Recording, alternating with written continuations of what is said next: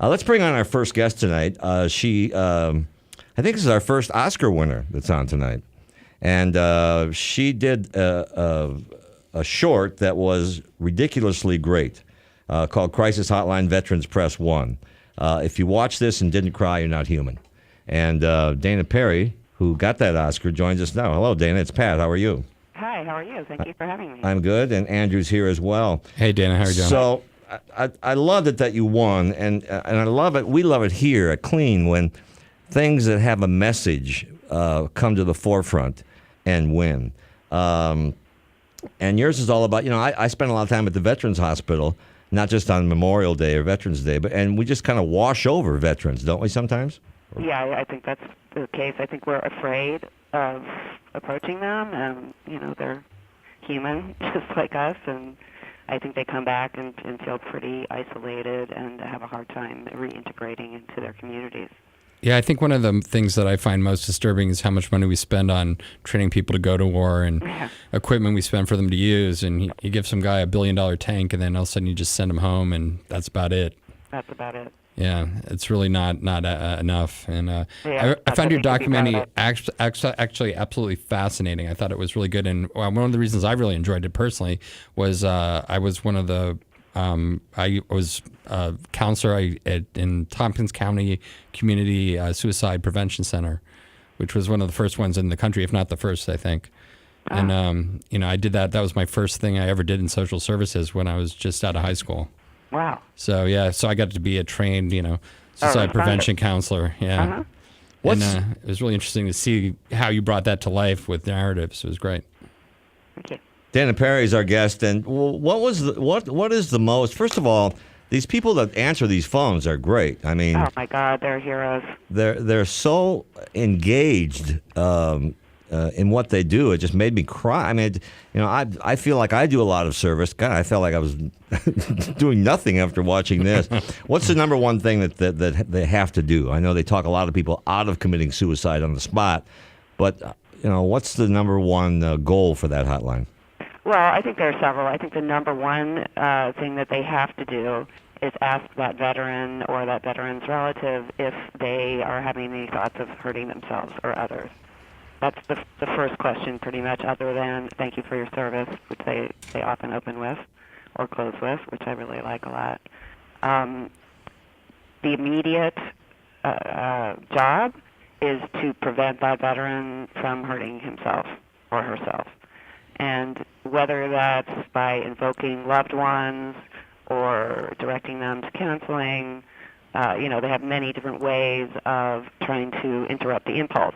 Now, when I first went in, I thought it was going to be dial a therapist. You're going to call up and talk about your problems. Right. And that. It wasn't the case at all. Really what they're doing is interrupting that moment.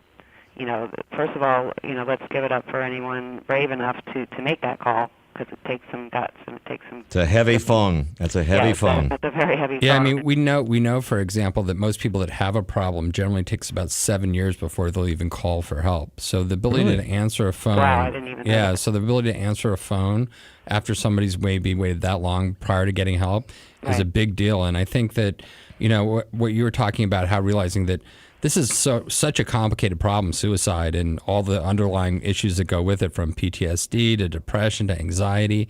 And so when you think about, when a person calls on the phone, what they need the most is, one, to make sure that they're okay and check in, but also be able to have someone just listen to their problem and them not feel judged, and then send them on to the next level of care.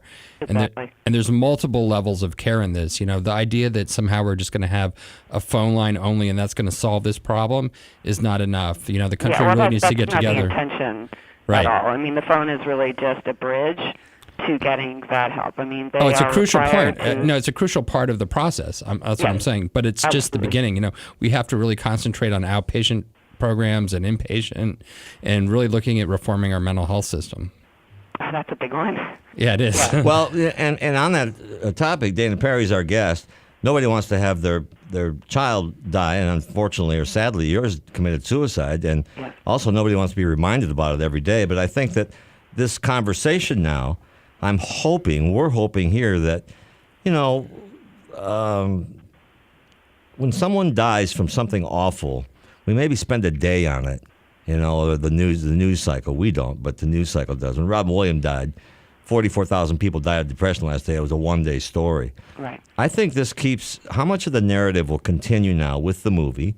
And Boy Interrupted was great. And by the way, your movie's on HBO Go, by the way, on demand. Yeah, absolutely. Did you know that? Yeah, the other thing I just learned is that they will be airing it on CNN on March 31st at 9 p.m. and midnight. Great. That's really good. We'll promote that. People need to see this.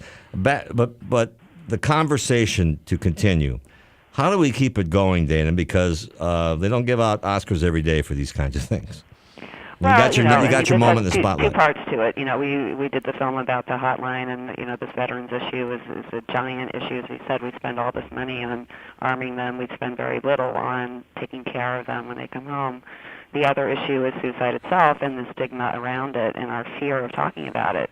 I'll give you an example. As I was doing my research for the veterans film, the party line on therapy was to not mention to the patient, the veteran, are you thinking of hurting yourself? Is suicide on your mind? With the idea that somehow if you brought it up, you, the therapist, brought it up, it would give them the idea. A trigger, yeah. That's not how it works. So they finally realized that and started a campaign called Ask the Question, which is to say in a therapy session with a veteran, ask if that person is, thinking of hurting himself or others or has any means in mind, that sort of thing. Yeah. You're not going to, someone's not going to become suicidal because the therapist mentioned it.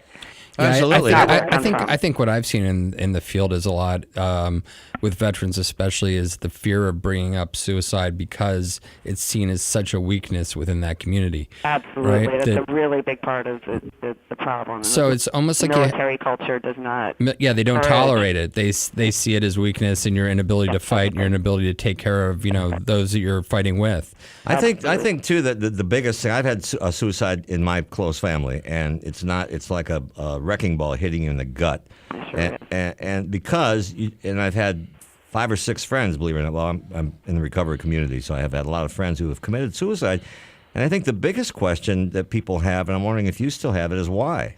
I mean, it's... Well, we can't ask them, can we? I mean, that is the question, indeed. And, I think what people who have not experienced depression or bipolar illness or PTSD or traumatic brain injury, any of these things, can't understand is how desperately,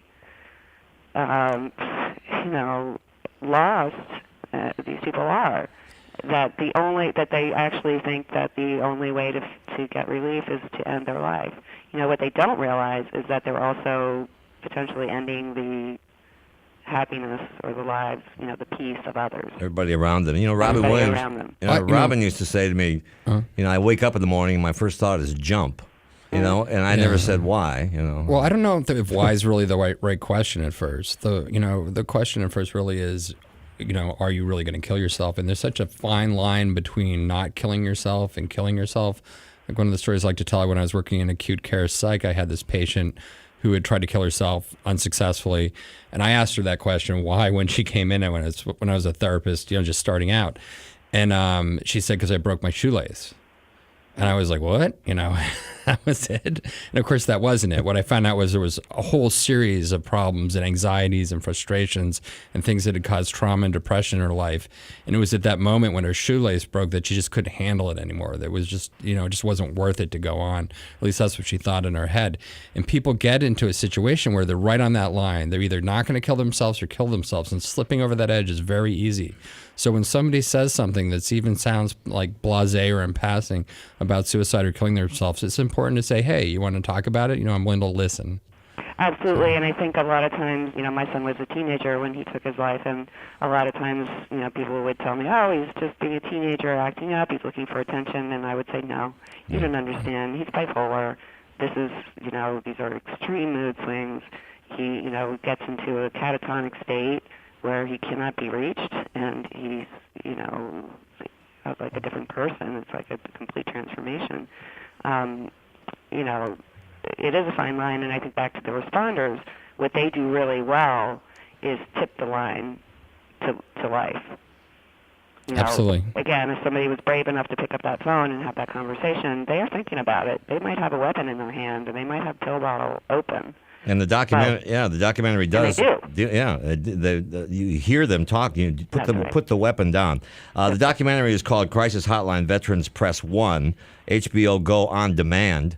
Please watch this. CNN's going to have it. When is it, Dana, on CNN? On March 31st. On March 31st, a few days from now. So make sure you see it. Congratulations. It's odd to say congratulations, but congratulations on bringing an awful topic to the forefront, okay? Great. Thank you very much.